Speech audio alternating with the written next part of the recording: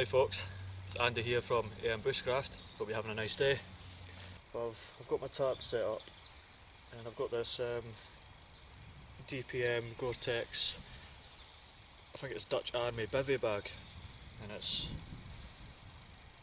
zips up at the side and it's got a fly net at the head end. It's got a hooked bit at the head end so it keeps it off your face, which will be good because I brought a book with me tonight so I can read that when I'm in there when it gets too dark out here to be able to see. I won't be having a fire at this spot because I don't have landowner's permission to have a fire here. Just behind you, 10 metres away, there's a small stream. So I brought my meth burner, a spirit stove, and I'll set it up right next to the stream.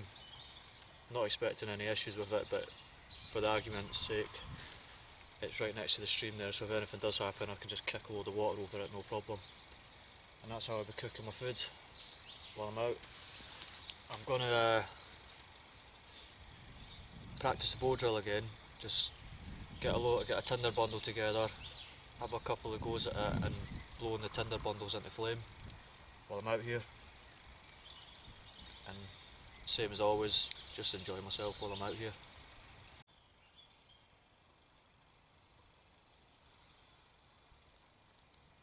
So this is my tarp set up from behind. I've kept it quite low because I'm not planning on spending much time under it apart from when it's time to go to sleep. It's a really nice day today, so I'm going to stay out in the sun, work on my tan. Probably realise by now that I'm from Scotland and we don't tan so well, so I need all the help I can get.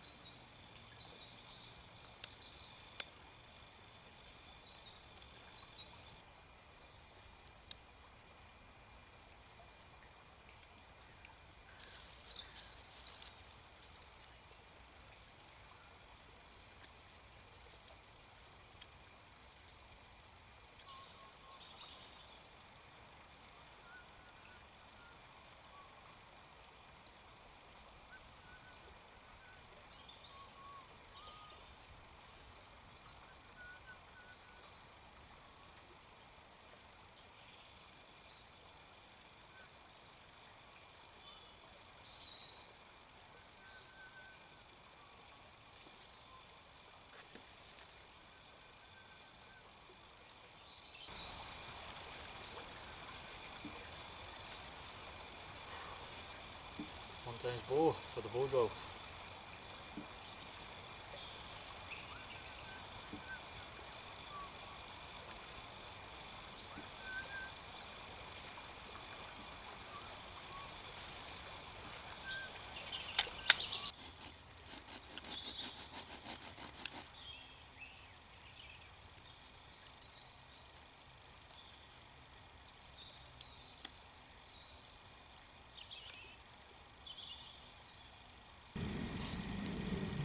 One of the reasons I can never get the bow drill to work is it took me for ages to realise that the spindle needs to be on the outside of the string. I always used to do it the other way, so the spindle was in between the string and the bow, but obviously it doesn't work, it just keeps flipping the spindle out. I can't believe how many times I wrap my knuckles with the spindle flipping out. because I had it on the inside rather than the outside.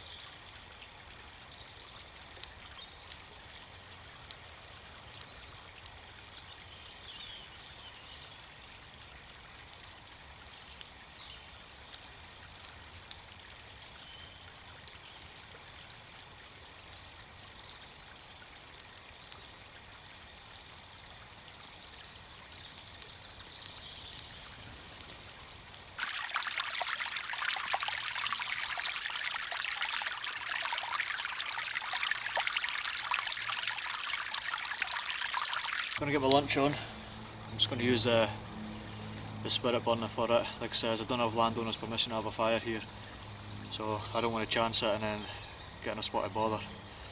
So, bit of basmati rice and chili con carne. It's nice, I had it last time I was here. No naan bread this time, but I'm hungry, so I'm going to eat it. Alright?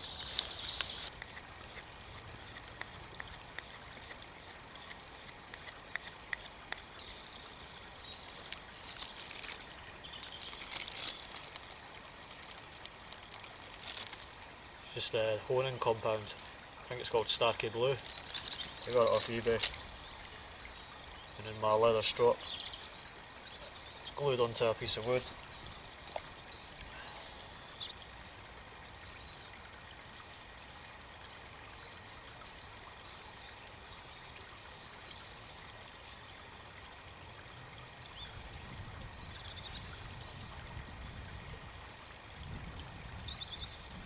Just checking the edge for any rolls, any little bits that reflect back at you. Those are rolls that need to come out. Happy with that.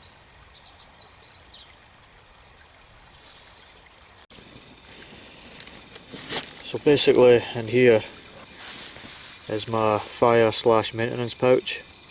And this pouch, just a pouch that I made at home, it's a piece of leather folded in half and then stitched up either side. It's not the greatest job, as you can see. But inside here is I have a small water stone.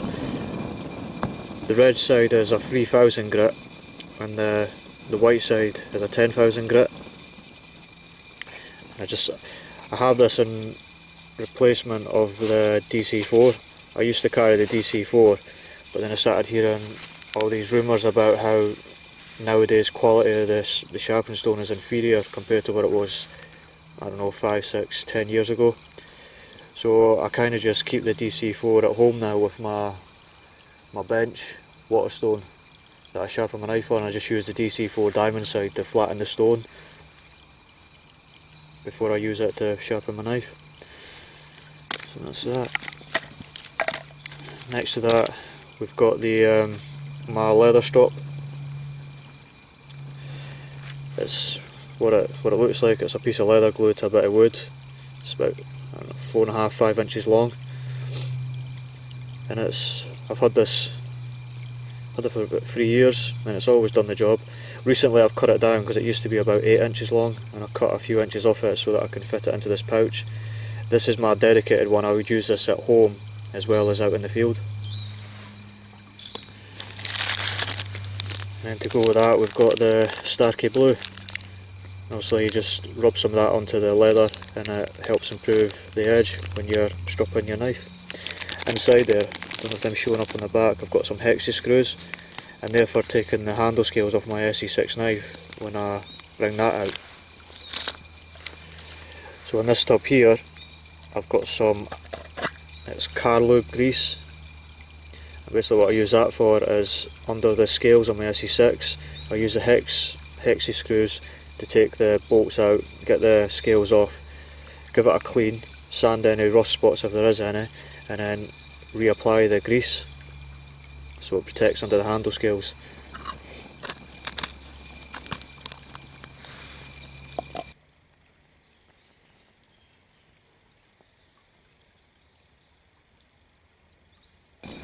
Here is again what it looks like. It's a little pencil with duct tape wrapped around it.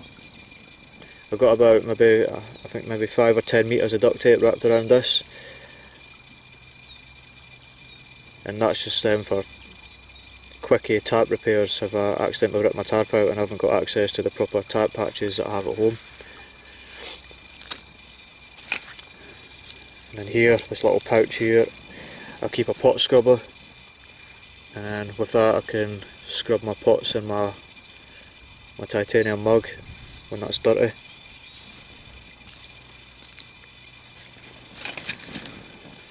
And next we have a German Mercator K55 folding knife with back lock. It's a nice little knife just for small tasks. Does the trick.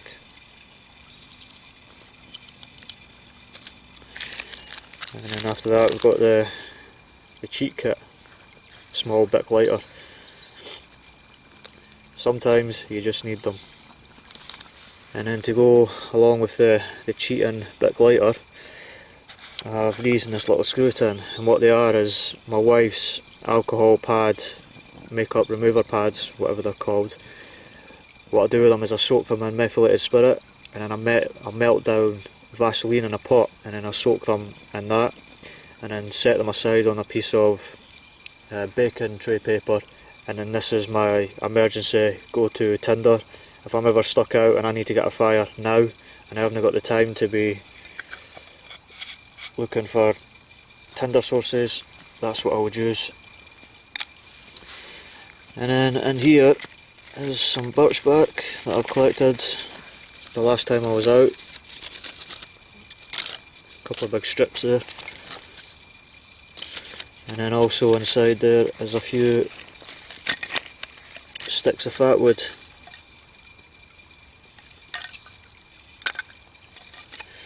And yeah, so that's my maintenance slash fire pouch.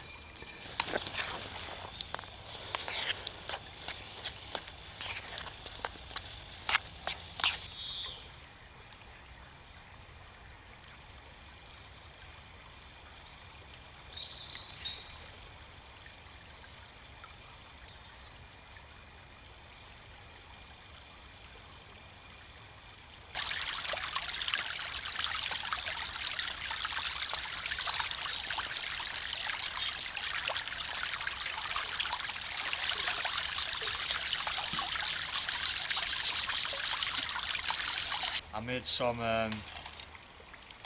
charred punk wood.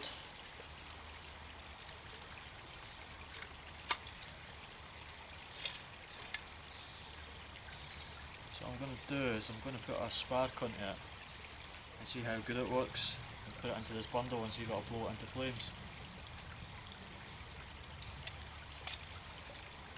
He says.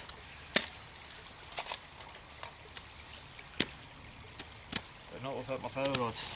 2 minutes. And he's back. Right, I'm going to use the Enzo for this because the SE6 is a bit wieldy.